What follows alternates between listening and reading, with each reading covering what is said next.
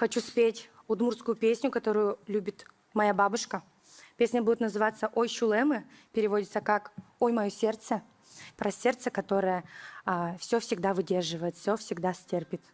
Ой, Шулемы, тон Шулемы, марлеш медалеш темын, пулеш меда, излеш меда, зарния звешлеш меда, пулеш меда, излеш меда, зарния звешлеш меда, зарни ушун ты чилялосо, а звещедно щеде ктос, пущиш мозно, испилишкос, щулми